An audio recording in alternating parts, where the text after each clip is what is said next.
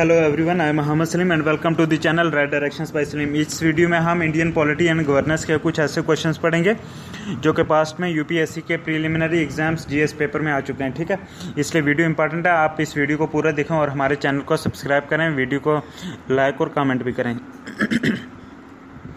First question is which one of the following is a part of the electoral college for the election of the president of India but does not form part of the forum for his impeachment। ठीक है, तो correct answer है state legislative assemblies. ठीक है, detail में देखते हैं।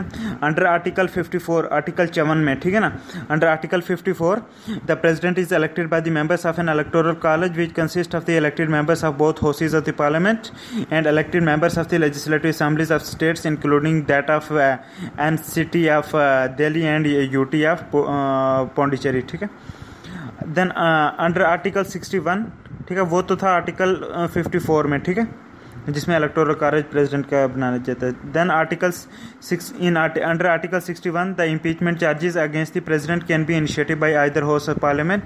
State legislative assembly have no say in this regard. State Legislative Council neither take part in the election of the president nor form a part of the forum for his impeachment. Next question is, what is the system of governance of the in the Panchayati Raj setup? ठीक है, तो answer है कि three tier structure of local self government at the village, block and district levels. ठीक है, हाँ, under article 243 B article 243 class B in part 9th of the constitution. ठीक है, हाँ, मतलब article 243 class B part 9th। ठीक है ना, article 243 class B in part 9th of the constitution envisages three tier system of panchayat. ठीक है, namely number 1 the village panchayat, number 2 the district panchayat at the district level and the third is the intermediate panchayat that is block level which stands between the village and the district panchayat in the states where the population is about 20 lakhs। ठीक है, next question is consider the following statements and और consider the following statements। ठीक है, हाँ, और हमें फिर correct बताना है। ठीक है ना, हाँ, तो क्वेश्चन है कि no one can be compelled to sing the national anthem since. ठीक है, सिंस आगे किस वजह से, तो आंसर है कि हाँ, नंबर 1 के it will be violative of the right to freedom of speech and expression. ठीक है, उसके बाद it will be violative of the right to freedom of conscious practice and propagation of religion and third there are no legal provision obliging any one to sing the national anthem. ठीक है, detail में देखते हैं। Under article 51A, ठीक है, article 51A of the Indian constitution it is mention that it shall be the duty of every citizen of India to abide by the constitution and respect its ideals and institutions, the national flag and the national anthem. It is one of the 11 fundamental duties enshrined in the Part 4th Clause A of the Constitution. These fundamental duties are non-justiciable in nature. However, the Parliament is free to enforce them by suitable legislation. ठीक है? Then the section 3 of the Prevention of Insult to National Honor Act 1971। ठीक है, ये एक act है कि prevention of insults to national honour act 1971। इसकी जो सेक्शन 3 है that states that whoever intentionally prevents the singing of the Jan Gan Man or causes disturbances to any assembly engaged in such singing shall be punished with imprisonment for a term which may extend to 3 years or with a fine or with both. The act does not compel anyone to, however, this act does not compel anyone to sing the national song। ठीक है, हाँ। Then on August 11, 1986, Supreme Court overruled the High Court of Kerala in the case of Bijoy Emmanuel, Bijoy Emmanuel versus State of Kerala and opined that the right of free speech and expression also includes the right to remain silent। ठीक है, हाँ, The apex court stated that compelling each and every pupil to join in the singing of national anthem despite his genuine conscious religious objection, ठीक है, हाँ, would clearly contravene the rights guaranteed by Article 19(1) clause, हाँ, Article 19 class 1 सब class A and article 25 class 1 of the Indian constitution, ठीक है। हाँ तो हाँ यस, तो मतलब कि ऐसा है कि आर्टिकल 51A जिसमें फंडामेंटल ड्यूटी, उसमें ये हर सिटीज़न के लिए ज़रूरी है कि वो कॉन्स्टिट्यूशन को माने, उसके और उसमें आइडियल्स इंस्टीट्यूशन जो है national flag anthem, national anthem उनकी रिस्पेक्ट करे, ठीक है। ये उन 11 फंडामेंटल ड्यूटीज़ में से एक है जो कि पार्ट 4 क्लास ए में है कॉन्स्टिट्यूशन के, ठीक है। आर्टिकल 51 भी कवर इसी में आता है। हाँ, लेकिन ये फंडामेंटल ड्यूटीज़ जो हैं ये नॉन जस्टिसेबल है नेचर में, लेकिन पार्लियामेंट के पास ये अधिकार है कि वो कोई सूटेबल लेजिस्लेशन ला के तो इन्फोर्स कर सकते हैं किसी को, ठीक है। हाँ, लेकिन एक एक्ट है जिसका नाम है नेशनल ऑनर एक्ट, नहीं, prevention of insults to national honour act 1971, ठीक है। इसकी सेक्शन 3 है, वो ये कहती है कि कोई भी बंदा अगर इंटेंशनली, बिल्कुल जान के मतलब कि इंटेंशनली अगर वो जनगण मन नहीं गाता है, या जब कोई नेशनल एंथम सिंगिंग की कोई असेंबली हो वहाँ पे डिस्टर्बेंस काज करता है, ऐसे बंदे को सज़ा मिलेगी, और उसको सज़ा में जो है वो 3 साल तक जो है वो कैद भी हो सकती है, ठीक है ना, या फाइन भी, और ये दोनों हो सकते हैं, ठीक है। लेकिन फिर भी ये एक्ट जो है national honour prevention of insults to national on prevention, हाँ ये जो एक्ट है prevention of insult to national honour act, ये किसी को कंपेल नहीं करता कि वो नेशनल एंथम गाए, ठीक है। फिर 11 अगस्त 1986, हाँ, और उसके बाद जो है अगस्त 11 1986 को सुप्रीम कोर्ट ने एक केरला हाई कोर्ट का जो मतलब कि वो उसकी रूलिंग थी उसको ओवर रूल कर दिया, ठीक है, जो Bijoe Emmanuel versus state of Kerala का केस था। और सुप्रीम कोर्ट ने ये कहा कि right of free speech and expression also include the right to remain silent, ठीक है, कि साइलेंट रहना ये भी एक right of free speech and expression में आता है, ठीक है ना। हाँ, और सुप्रीम कोर्ट ने ये कहा कि किसी हर एक स्टूडेंट को ये मतलब ज़बरदस्ती करना कि वो नेशनल एंथम गाए, जबकि ये बिल्कुल क्लियर हो कि अगर उसके रिलीजन में कोई ऑब्जेक्शन है इस सॉन्ग को लेकर, ठीक है ना, तो फिर भी अगर ज़बरदस्ती किसी स्टूडेंट को मतलब कि फोर्स करा जाए कि वो नेशनल एंथम गाए, तो ये एक कंट्रावीन करेगा जो राइट्स आर्टिकल 19 क्लास 1 सब क्लास ए में है, और जो आर्टिकल 25 क्लास 1 में है जो कि फंडामेंटल राइट्स हैं, उनकी ये वायलेशन होगी, ठीक है ना। इसलिए हम कह सकते हैं कि जैसे क्वेश्चन में कि no one will be compelled to sing the national song, कि किसी को मतलब कि किसी को प्रेशर नहीं करा जाए, प्रेशराइज नहीं करा जाएगा कि वो नेशनल एंथम गाए। क्यों? क्योंकि अगर प्रेशर करेंगे वो वायलेशन होगी right to freedom of speech and expression, जो कि आर्टिकल 19 क्लास 1 सब क्लास ए में आता है। और हाँ, उसके बाद ये जो right to freedom of conscious practice and propagation of religion है, उसकी भी वायलेशन होगा, ठीक है ना। हाँ, जो कि मतलब कि आर्टिकल 25 क्लास 1 में है, ठीक है ना। और ये भी है कि कोई ऐसा लीगल प्रोविज़न नहीं है कानून लॉ में, आइन में, कि जो मतलब कि हर एक के लिए ज़रूरी है कि वो नेशनल एंथम गाए, ठीक है। नेक्स्ट क्वेश्चन है कि which one of the following statement is correct, ठीक है। क्वेश्चन है कि the prime minister of India is what. Answer है कि the prime minister of India has full discretion in the choice of persons who are to serve as minister in his cabinet, ठीक है ना। हाँ, ये prime minister PM के पास अधिकार है। डिटेल में देखते हैं। Under our constitution there is no bar to the appointment of a person from outside the legislature as minister, ठीक है। लेजिस्लेचर के बाहर से भी किसी को उठा के मिनिस्टर बना सकते हैं, ठीक है।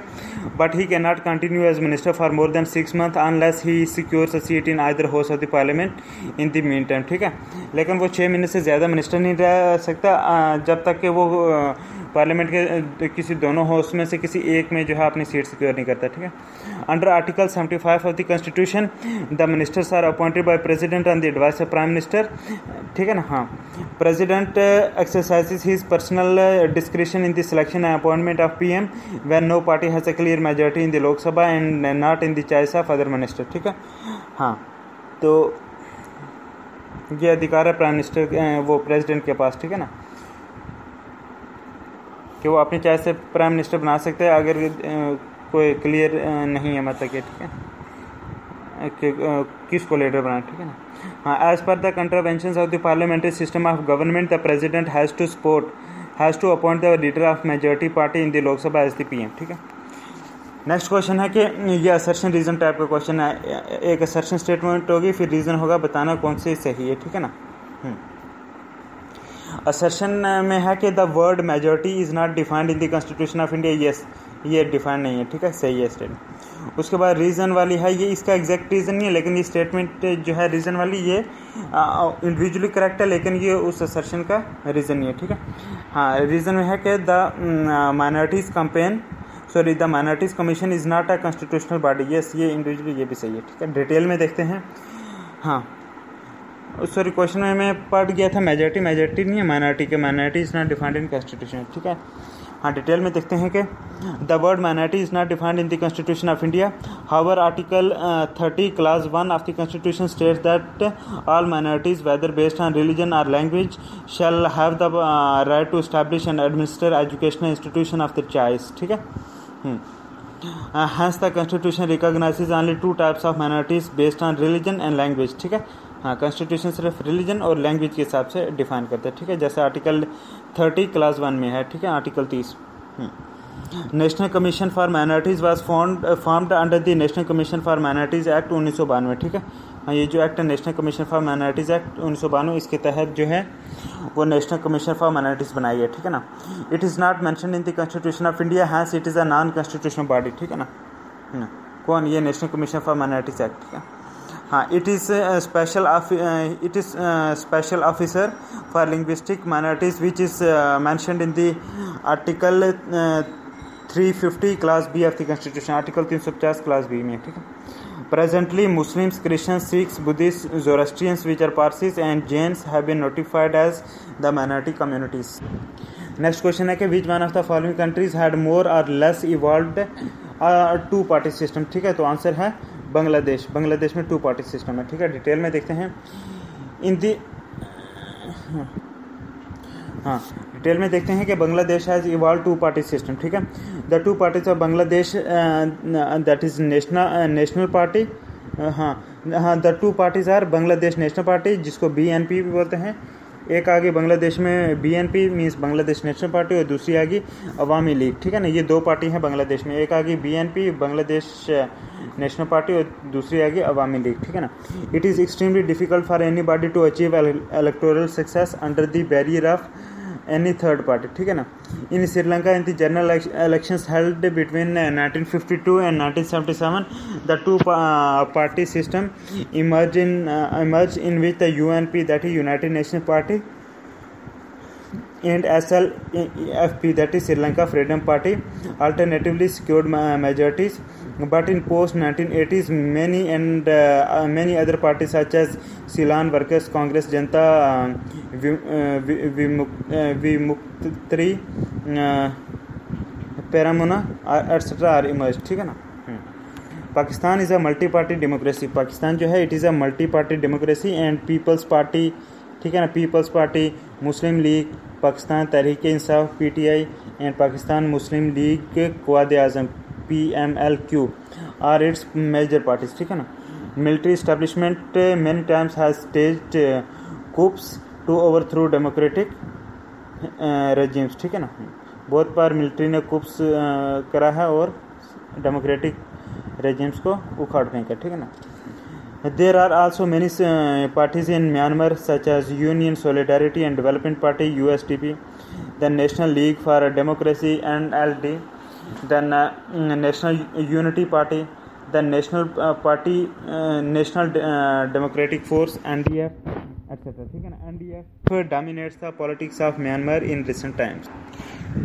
नेक्स्ट क्वेश्चन है, ये 1997 में आया था कि in which one of the following countries will the no confidence motion to bring down the government passed by the legislature be valid only when the legislature is able to find simultaneously a majority to elect successor government. ठीक है, तो answer है Germany. ठीक है, ये Germany में होता है। ठीक है, डिटेल में देखते हैं कि in Germany it is called constructive motion of no confidence. ठीक है, in Germany it is called constructive motion of no confidence. It contains two motions. The first motion expresses lack of confidence of the house in the council of ministers and the second motion expresses confidence in the leader from the opposition. ठीक है, हाँ, this constructive this constructive voice of no confidence is also followed in Spain, ठीक है। हाँ, in France to remove government from office an absolute majority of the members is required to pass a vote of no confidence in the French National Assembly rather than a simple majority of members present in and voting. In Italy, the government requires the support of both houses of the parliament. It is possible to propose an individual vote of no confidence against a single minister instead of the whole government in Italy, ठीक है ना। In Portugal, the government falls when the assembly passes a motion of no confidence in the government by an absolute majority, ठीक है।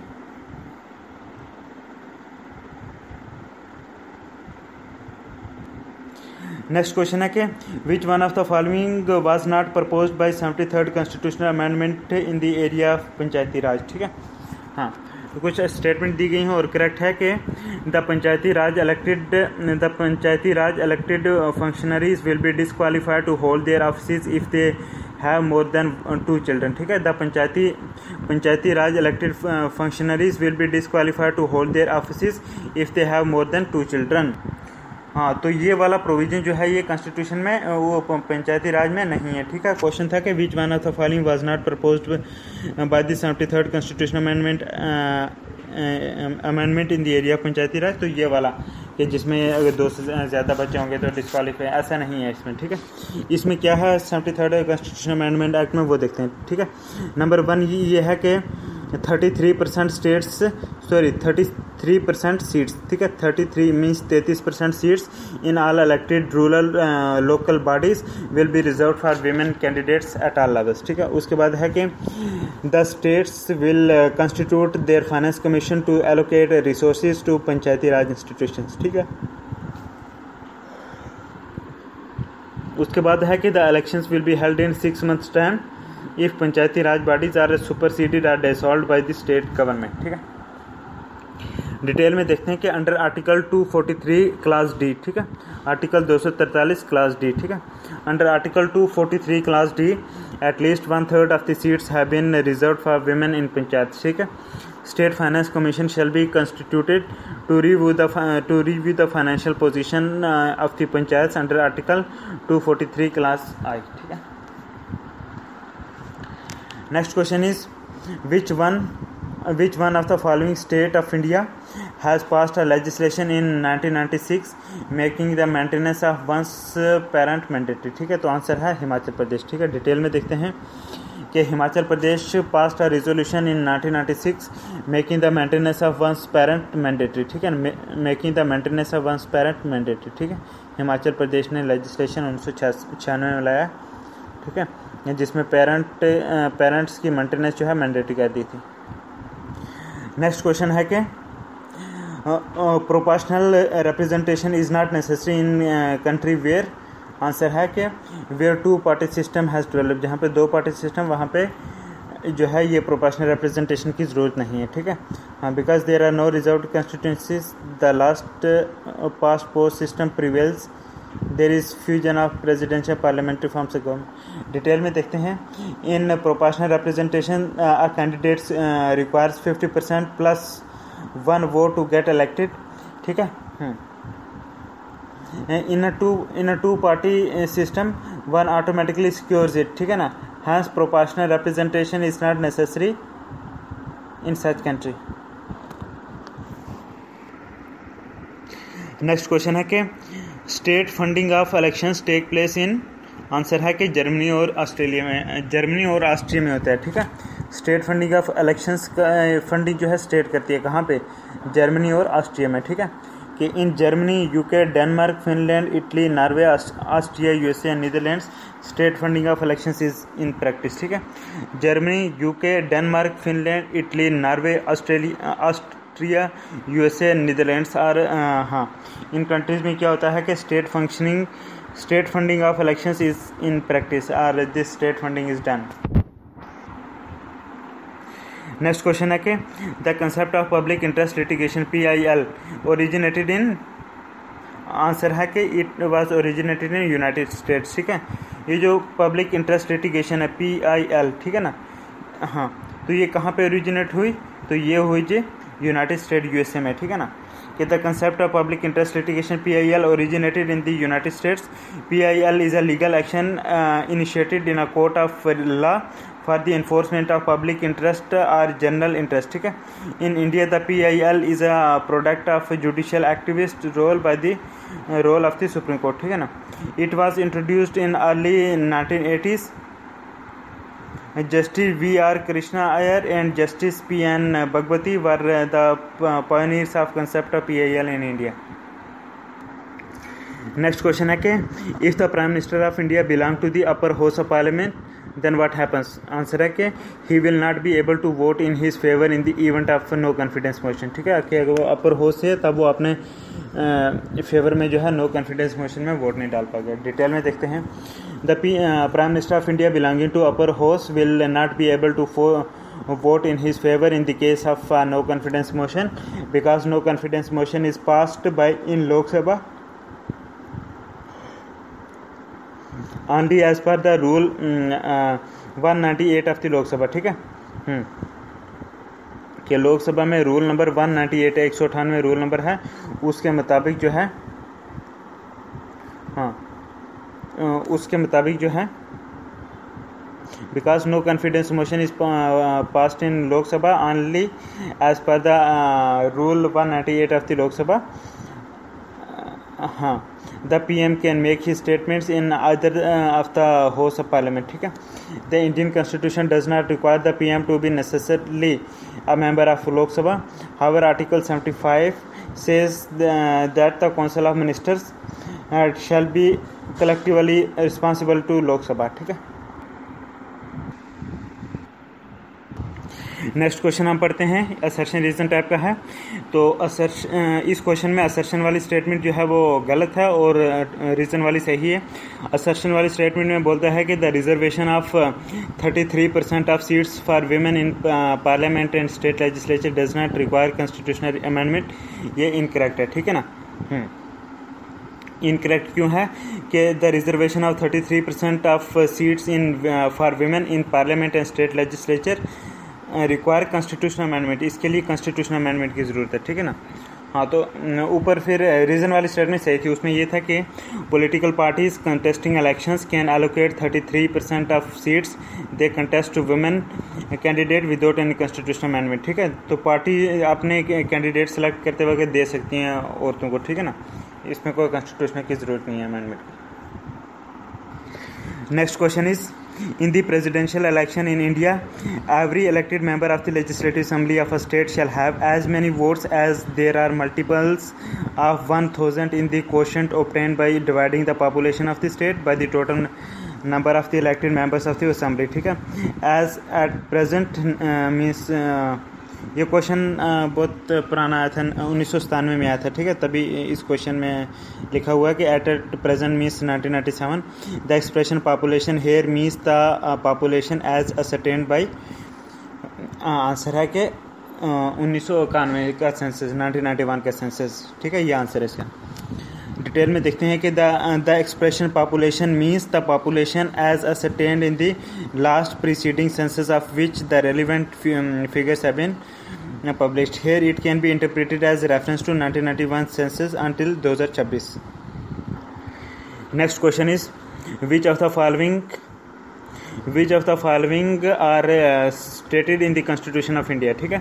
तो दो statement हैं, दोनों सही हैं, ठीक है ना। हाँ, नंबर 1 है कि the president shall not be a member of either house of the parliament, yes ये भी कॉन्स्टिट्यूशन में लिखा है। देन उसके बाद है कि the parliament shell consist of the president and the 2 houses, yes ये भी कॉन्स्टिट्यूशन में लिखा गया, ठीक है। डिटेल में देखते हैं। Article 59 of the constitution, article जो अनाट है, ठीक है ना, article 59 of the constitution states that the president shall not be a member of either house of the parliament और house of the legislature of any state, ठीक है। हाँ, देन आर्टिकल 70, ये आर्टिकल 59 में ये लिखा हुआ था, ठीक है, कि प्रेसिडेंट किसी हाउस का मेंबर नहीं होगा, ठीक है।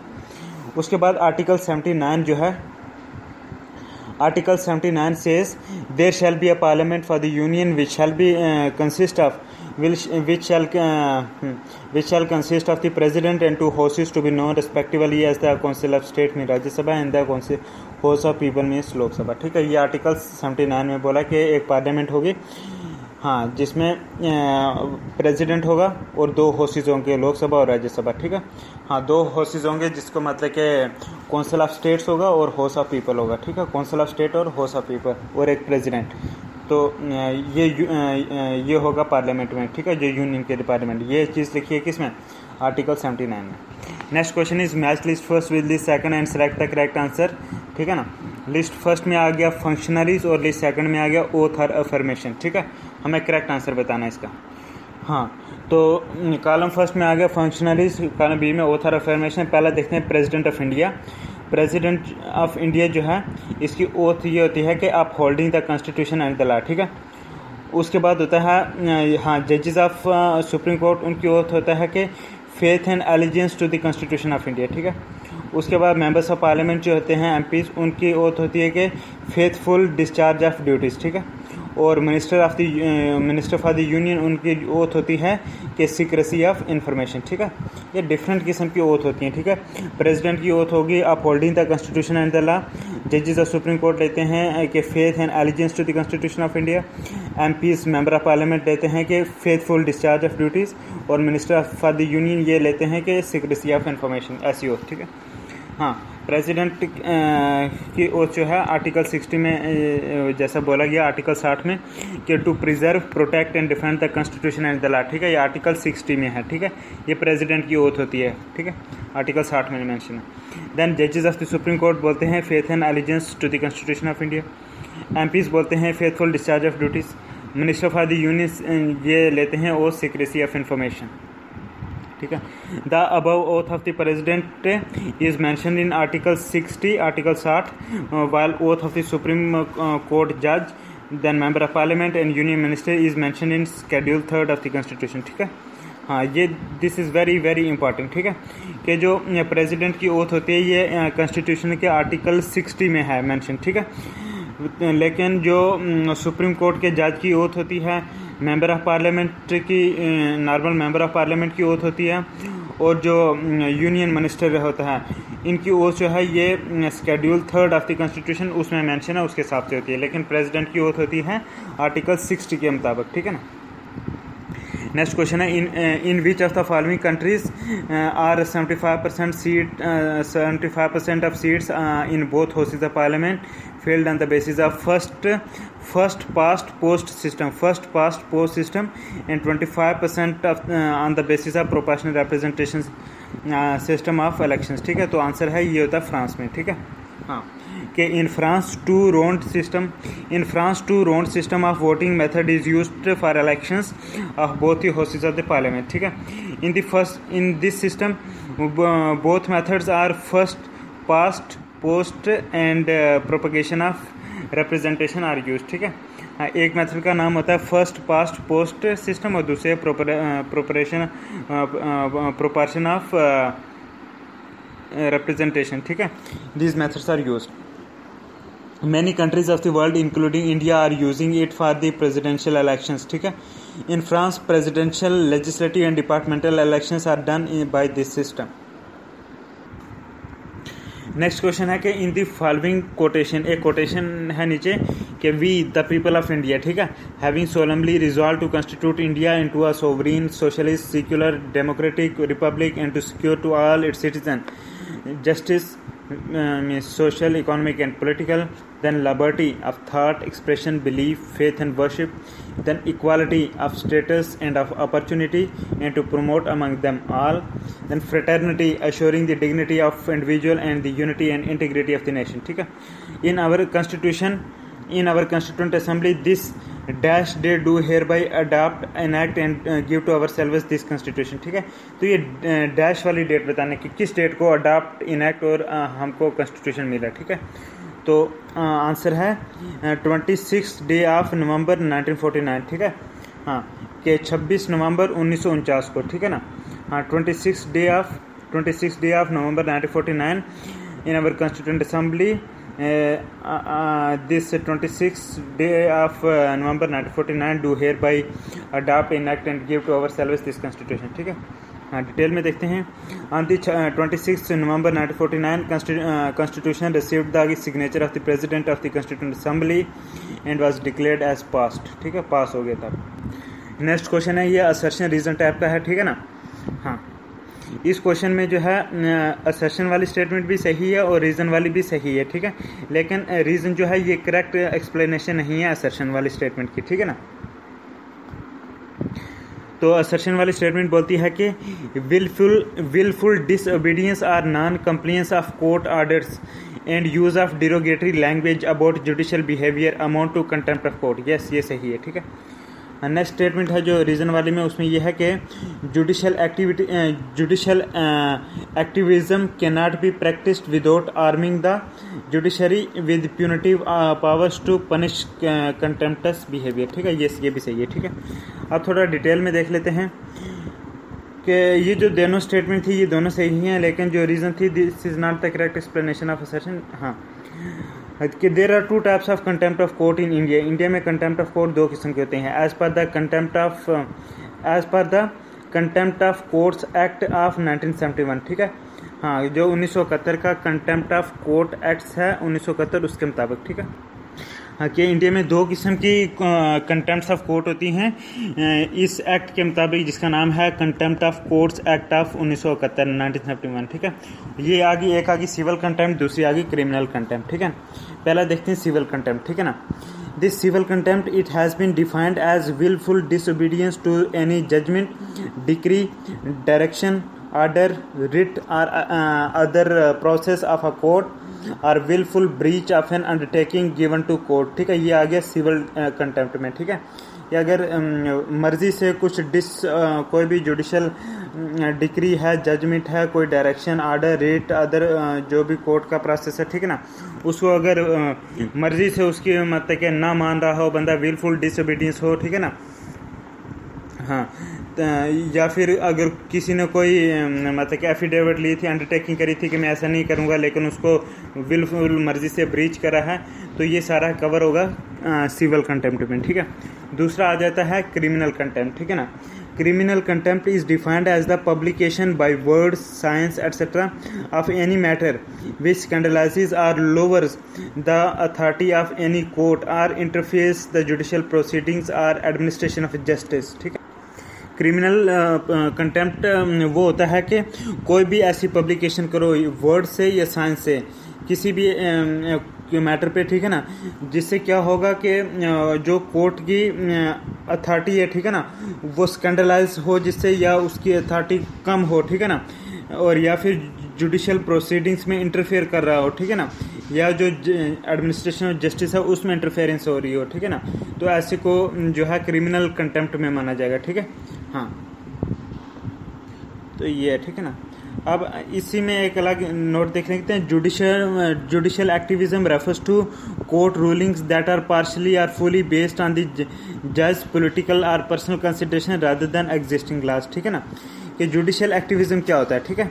हाँ, जुडिशियल एक्टिविज्म का मतलब होता है कि refers to court rulings, court की ऐसी रूलिंग्स जो कि पार्शली या फुली बेस्ड हैं जज की पॉलिटिकल और पर्सनल कंसिडरेशन पर. ठीक है ना, रादर देन एक्सिस्टिंग लॉज पे, उसको बोलते हैं जुडिशियल एक्टिविज्म. ठीक है. हाँ, तो इसके बारे में जैसे ऊपर रीजन में भी लिखा था कि judicial activism can not be practice without arming ARMING without arming the judiciary with punitive powers to punish contemptuous behaviour. Next question है कि the Dinesh Goswami committee recommended what. ठीक है. आंसर है कि it recommended the list system of election to the Lok Sabha. ठीक है. कि Dinesh Goswami committee recommended the list system of LIST list system of election to the Lok Sabha. ठीक है. डिटेल में देख लेते हैं क्या है ये. कि इन 1990 में a committee headed by Dinesh Goswami made a number of proposals on electoral reforms. ठीक है. इलेक्टोरल रिफॉर्म्स के बारे में. List system of election to the Lok Sabha was among such proposals. ठीक है. फॉर मोर डिटेल, हाँ, तो इसके बारे में हमने पीछे वाली जो एक वीडियो थी उसमें भी हमने पढ़ा था ये दिनेश गोस्वामी कमेटी के बारे में. ठीक है. हाँ, थोड़ा फिर और डिटेल में देख लेते हैं कि number 1, Dinesh Goswami committee was concern with electoral reforms, ठीक है।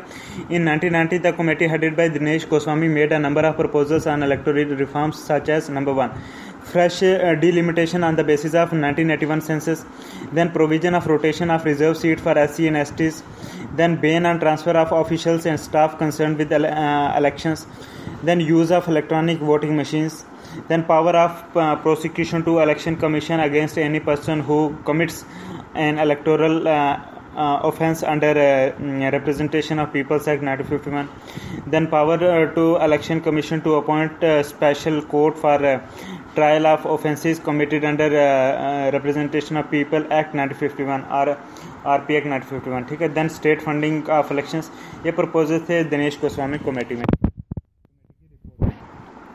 नेक्स्ट क्वेश्चन है कि which one of the following is not a principal of Panchsheel, Panchsheel PANCH, पांच SHEL, पंचशील, ठीक है। कुछ हमें दी गए हैं स्टेटमेंट जैसे non alignment, peaceful coexistence, mutual respect for each other, territorial integrity and sovereignty, mutual non interference in each other's internal affairs, ठीक है। इसमें से ये बताना है कि which one of the following is not a principal of Panchsheel. इसमें से इन 4 स्टेटमेंट में कौन सा ऐसी स्टेटमेंट है जो कि पंचशील में कवर नहीं होती है, ठीक है। तो वो है नॉन अलाइनमेंट, ठीक है। नॉन अलाइनमेंट जो है ये पंचशील में कवर नहीं होती है। डिटेल में देखते हैं क्या है पंचशील, ठीक है। द पंच PANCH, ठीक है। The Panchsheel treaty was signed between India and people's republic of China in 1954, 1954 में ये साइन हुई थी पंचशील ट्रीटी, ठीक है ना। हाँ, 1954 में। द 5 प्रिंसिपल ऑफ पीसफुल को एग्जिस्टेंस आर पंचशील आर, ठीक है। जो 5 प्रिंसिपल हैं इस पीसफुल को एग्जिस्टेंस के या पंचशील के, वो क्या के हैं। Number 1, mutual respect for each other, mutual respect for each others territorial integrity and sovereignty, number 1। Number 2 है नॉन अग्रेशन, ठीक है। अग्रेसिव स्टेप नहीं लेंगे हम एक दूसरे के अगेंस्ट, ठीक है। तीसरा है कि non interference in each other internal affair, internal affair में नॉन इंटरफेयर नहीं करेंगे, ठीक है। नंबर 4 है इक्वालिटी एंड म्यूचुअल बेनिफिट, ठीक है। बराबरी और म्यूचुअल बेनिफिट, एक दूसरे का मफाद देखा जाएगा, ठीक है। देन नंबर 5 है कि पीसफुल को एग्जिस्टेंस, ठीक है। ये 5 छिल के जो हैं वो कुछ 5 प्रिंसिपल्स हैं। नेक्स्ट क्वेश्चन है कि which one of the following schedules of the constitution of India contains provisions relating to anti defection act, ठीक है ना। तो आंसर है 10th स्केड्यूल में, ठीक है ना। 10th स्केड्यूल में है एंटी डिफेक्शन एक्ट के बारे में, ठीक है। डिटेल में देखते हैं कि द 10th स्केड्यूल मीन्स जिसमें आर्टिकल 102 सब क्लास 2 एंड आर्टिकल 191 सब क्लास 2 ये आते हैं 10th स्केड्यूल में, ठीक है। कि आर्टिकल 102 सब क्लास 2 और आर्टिकल 191 सब क्लास 2 ये दोनों आते हैं 10th स्केड्यूल में, ठीक है ना। 10th schedule including these 2 articles contains provisions as to disqualification on ground of defection. This 10th schedule was introduced by 52nd Amendment Act 1985, 1985 में, ठीक है। 52nd 52वां तरमीमी बिल, ठीक है। हाँ, it provides for the disqualification of a member of a legislature if he defects from his party to some other party, ठीक है। The decision is taken by the presiding officer in this regard subject to judicial review, ठीक है ना। हाँ, तो ये जो है प्रिजाइडिंग ऑफिसर लेगा ये डिसीजन और ये जुडिशियल रिव्यू भी हो सकता है, ठीक है। Exceptions to this provision include the case of a merger when 2/3 of a members of the party have agreed to such merger, ठीक है। जब 2/3 अगर बंदे किसी पार्टी के मर्ज होगी किसी दूसरे में, ठीक है, तब ये नहीं लागू होगा, ये एक्सेप्शन होगी, ठीक है ना। तब एंटी डिफेक्शन लॉ नहीं होगा। Then this anti-defection law it also excludes a member who voluntarily gives up the membership of his party after being elected as the presiding officer and rejoins it after he has left the office. Next question है कि the Indian parliamentary system is different from the British parliamentary system in that India has, answer है कि India has system of judicial review, ठीक है ना। कि Indian parliamentary system जो है ये ब्रिटिश पार्लियामेंट्री सिस्टम से अलग है। किस लिहाज से अलग है? वो इस लिहाज से कि इंडियन सिस्टम में जो है जुडिशियल रिव्यू का प्रोविजन है, ठीक है। थोड़ा डिटेल में देखते हैं कि independence of judiciary and judicial review have been taken from the US constitution, ठीक है। Independence of judiciary and judicial review, ये दोनों चीज़ें जो हैं ये हमने यूएस के कॉन्स्टिट्यूशन से इंस्पायर करके ली गई हैं, ठीक है ना। In the context of UK, ठीक है, हाँ ये मतलब जुडिशरी की इंडिपेंडेंस और जुडिशियल रिव्यू हमने यूएसए अमेरिका के कॉन्स्टिट्यूशन से इंस्पायर करके लिए। हाँ, लेकिन जहाँ तक यूनाइटेड किंगडम का ताल्लुक है, in context of UK parliament is supreme, ठीक है। यूनाइटेड किंगडम के कंटेक्स्ट में पार्लियामेंट जो है ये सुप्रीम है, ठीक है। The features of Indian constitution contained in, ये जो ऑप्शन ए बी दिए गए हैं क्वेश्चन में, जैसे ए में यह है कि both real and nominal executive, B में है कि system of collective responsibility, C में है बाइकैमरल लेजिस्लेचर, ठीक है ना। तो ये तीनों जो हैं फीचर्स हैं इंडियन कॉन्स्टिट्यूशन के, ये ब्रिटिश कॉन्स्टिट्यूशन से लिए गए हैं, ठीक है ना। हाँ, कि रियल और nominal executive, system of collective responsibility, bicameral, ये लिए गए हैं ब्रिटिश के कॉन्स्टिट्यूशन से, ठीक है ना। और ब्रिटिश कॉन्स्टिट्यूशन से अलग कैसे है Indian constitution, because Indian constitution में इंडिपेंडेंस ऑफ जुडिशरी और जुडिशियल रिव्यू है, ठीक है। लेकिन ब्रिटिश में क्या है, यूनाइटेड किंगडम में वहाँ पे जो है पार्लियामेंट को सुप्रीम मानते हैं। नेक्स्ट क्वेश्चन है, ये 1999 में आया था, 1999 में, कि the constitution of India recognises what, ठीक है ना। हाँ, तो ऑप्शन है कि रिलीजियस एंड लिंग्विस्टिक माइनॉरिटीज़, ठीक है। हाँ, और कोई माइनॉरिटी हो जैसे एथनिक माइनॉरिटीज़ या ऑनली रिलीजियस या ऑनली लिंग्विस्टिक, वो नहीं आंसर, ठीक है।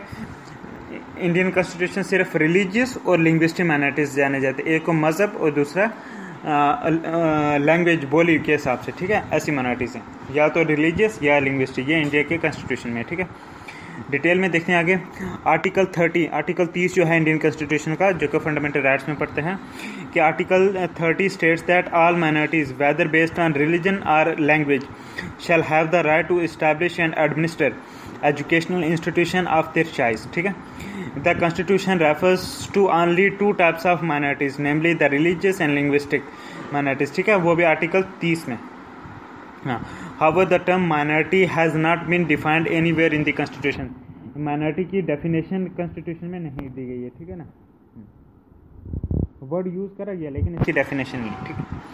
नेक्स्ट क्वेश्चन है कि in the new Panchayati Raj bill enacted in 1993 there are several fresh provisions deviating from the past, which one of the following is not one such provisions, ठीक है। Answer है कि this one, regular remuneration to the panchayat members so as to ensure their punctuality and accountability, ठीक है ना। तो ये ऐसा प्रोविज़न नहीं है, ठीक है ना, which deviate from the past, ठीक है ना। बाकी और जो प्रोविज़न है, जैसे a number of added responsibility in the area of agriculture, rural development, primary education and social forestry among others, ठीक है ना। ये पास्ट के डिविएटेड प्रोविजन में आते हैं, ठीक है। उसके बाद है elections being made mandatory for all post at the time they are due, ठीक है। उसके बाद है statutory representation for women in the panchayat up to a third of this rank, ठीक है। ये तो पास्ट के डिविएटेड फॉर्म में है, ठीक है। हाँ, न्यूज़ सिर्फ एक ही है कि regular remuneration to panchayat members so as to ensure their punctuality and accountability. तो डिटेल में देख लेते हैं। 73rd अमेंडमेंट एक्ट ऑफ 1992, 1992 का 73rd अमेंडमेंट है, जो कि पास हुआ था 1993 में। Added several fresh provisions deviating from the past, ठीक है। It is not having the provision of regular remuneration to the panchayat members, ठीक है। द प्रोविजंस रिलेटेड टू, हाँ जैसे, हाँ उसमें लिखा था जैसे स्टेटमेंट 1 में क्या, number of added responsibility in the area of agriculture, rural development, primary education, social forestry among others, ठीक है। कि जो इस ऑप्शन ए के प्रोविजंस हैं related to option A are instead in the article 243 class G and 11th schedule of the constitution, 11th schedule में और 243 जी जो है आर्टिकल उसमें है, ठीक है ना। There are 29 subjects on which panchayat can plan and implement schemes on economic development and social justice, ठीक है। देर आर 29 सब्जेक्ट्स, कितने सब्जेक्ट्स हैं? There are 29 subject on which panchayat can plan and implement schemes on economic development and social justice, ठीक है।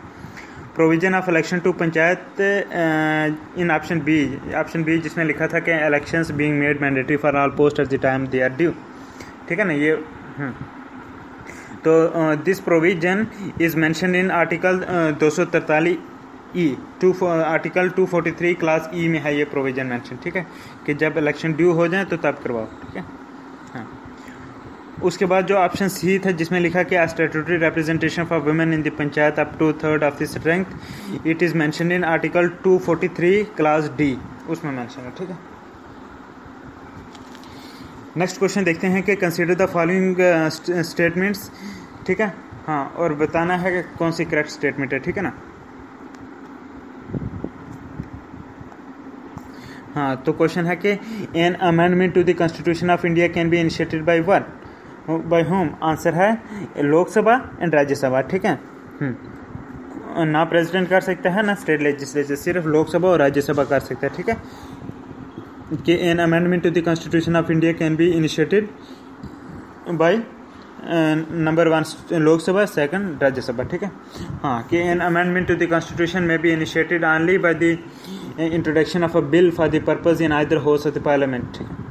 Next question है consider the following statements about the recent amendments to the election law by the representation of people bye the representation of the people amendment act 1996, ठीक है। तो फिर बताना which of the above are correct, ठीक है ना। तो correct answer है, हाँ, क्वेश्चन था कि consider the following statement about the recent amendments to the election law by the representation of people act 1996, ठीक है। हाँ, ये क्वेश्चन आया था 1999 में, 1999 में। तो इसका आंसर है कि any conviction for the offence of insulting Indian national flag और the constitution of India shall entail disqualification for contesting elections to parliament and state legislature for 6 years from the date of conviction, ठीक है। एक तो ये है। उसके बाद है कि there is an increase in the security deposit which a candidate has to make to contest the election to the Lok Sabha। उसके बाद है no election will now be countermanded on the death of a contesting candidate, ठीक है। हाँ, detail में देखते हैं कि a candidate can contest from more than one parliamentary constituency, ठीक है ना। हाँ, ये एक इनकरेक्ट स्टेटमेंट थी कि a candidate can not now stand for election from more than one constituency, ठीक है। तो ये गलत है, because a candidate can contest from more than one parliamentary constituency. Next question है A British citizen staying in India cannot claim right to what? Answer है right to freedom of trade and profession, ठीक है। A British citizen staying in India cannot claim right to freedom of trade and profession, ठीक है। हाँ, क्योंकि पहले भी trade के बहाने से ब्रिटिश आए थे तो बाद में काबिज़ी हो गए, तो इसलिए इनको ट्रेड का कोई हक नहीं है, मतलब freedom of trade and profession ये ब्रिटिश को नहीं है इंडिया में अधिकार, ठीक है। बाकी जो है equality before law, profession of life and personal liberty, freedom of religion ये हैं, लेकिन ये ट्रेड और प्रोफेशन वाला ये ब्रिटिश को नहीं है, ठीक है। कि the fundamental rights which are available only to citizens of India and not to foreigners are granted under article 15, 16, 19, 29 and 30, ठीक है। कि वो फंडामेंटल राइट्स जो कि सिर्फ सिटीजन्स को, इंडिया के सिटीजन्स को ही अवेलेबल हैं और फॉरनर्स को नहीं है, वो आगे article 15, article 16, article 19, article 29, article 30, ठीक है। हाँ, आर्टिकल 15, 16, 19, 29 और 30, ये 5 ऐसे फंडामेंटल राइट्स हैं जो कि सिर्फ सिटीजन को ही अवेलेबल हैं, ठीक है। हाँ, 5 आर्टिकल्स हैं, ठीक है। कौन कौन से? 15, 16, 19, 29 एंड 30, ठीक है। 15, 16, 19, 29, 30, ठीक है। Then rest of the fundamental rights under article 14, 20, 21, 21A, 22, 23, 24, 25, 26, 27 and 28 are available to both citizens and foreigners except enemy aliens, ठीक है। सिर्फ एनिमी एलियंस को छोड़ के, दुश्मन मुल्कों के लोगों को छोड़ के बाकी सभी के लिए जो है, और जो इन 5 आर्टिकल को छोड़ के जितने बाकी फंडामेंटल राइट्स हैं वो अवेलेबल हैं, ठीक है। जैसे आर्टिकल 14, 20, 14, 20, 21, 21A, 22, 23, 24, 25, 26, 27, 28 ये फॉरनर्स और इंडियंस दोनों को अवेलेबल है, सिर्फ एनिमी एलियंस को छोड़कर, ठीक है। नेक्स्ट क्वेश्चन है consider the following statements regarding the national human rights commission of India, ठीक है। हाँ, कुछ स्टेटमेंट दी गई हैं NHRC के मुताबिक, नेशनल ह्यूमन राइट्स कमीशन के मुताबिक, हाँ उसके बारे में, ठीक है, NHRC इंडिया के बारे में। तो उनमें से बताना, हाँ, national human right commission of India, इसके बारे में जो करेक्ट स्टेटमेंट है वो है कि number 1, it's chairman must be a retired chief justice of India. Yes, national human right commission of India, इसका जो चेयरमैन है होता है, he must be a retired chief justice of India. उसके बाद ये है कि it's powers are only recommendatory in nature, ठीक है। नेशनल ह्यूमन राइट कमीशन जो है, इसके पावर्स जो हैं सिर्फ रिकमेंडेटरी ही नेचर के हैं, ठीक है ना, बल्कि इन्फोर्सेबल नहीं है, ठीक है। इसमें 2 इनकरेक्ट स्टेटमेंट दी गई हैं कि it has formations in each state as state human right commission, ये भी गलत है। उसके बाद है कि it is mandatory to appoint women as a member of commission, ये भी इनकरेक्ट है, ठीक है। थोड़ा डिटेल में देख लेते हैं कि there are no formations in each state as state human rights commission. Till now 24 states have state human right commission, ठीक है। अभी तक 24 स्टेट के पास जो हैं स्टेट ह्यूमन राइट कमीशन हैं, and it is not mandatory to appoint a women as a member of the commission, ठीक है। But the chairman of the national human right commission for women act as ex officio member of the national human right commission NHRC, ठीक है। The NHRC was establish in 1993। National human right commission कब बना था 1993 में, under the protection of human rights act 1993, ठीक है। ये commission बना कैसे, नेशनल ह्यूमन राइट कमीशन, ये किसी एक्ट के तहत बना। उस एक्ट का क्या नाम है, उसका नाम है protection of human rights act 1993, ठीक है ना। उस एक्ट के तहत बना NHRC, ठीक है, 1993 में। हाँ, this NHRC it is a watch dog of human rights in the country India, ठीक है। This NHRC it strengthens the institutions of human rights protection in the country and look into axes of human rights violation independently of the government, ठीक है। हाँ, NHRC consist of a chairman and 4 members. NHRC national human right commission में एक तो होता है chairman और 4 होते हैं मेंबर्स, ठीक है ना। The chairman should be a retired chief justice of India and member should be a serving और रिटायर्ड जजेस ऑफ द सुप्रीम कोर्ट, ठीक है। A serving or a retired chief justice of a high court, and 2 persons having knowledge or practical experience with respect to human rights, ठीक है। The chairman of the National Commission for Minorities, SC, STs and Women are ex officio members of the NHRC, ठीक है। कि जो national commission for minorities है, SC, ST और women के लिए, उसके जो चेयरमैन होते हैं वो एक्स ऑफिशियो मेंबर्स होते हैं NHRC के, ठीक है ना, नेशनल ह्यूमन राइट कमीशन के। तो इस वीडियो में हम इतने क्वेश्चन करेंगे, आगे एक वीडियो बनाएंगे इंडियन पॉलिटिक गवर्नेंस के, उसमें और क्वेश्चन करेंगे। Thank you very much, God bless you, Allah.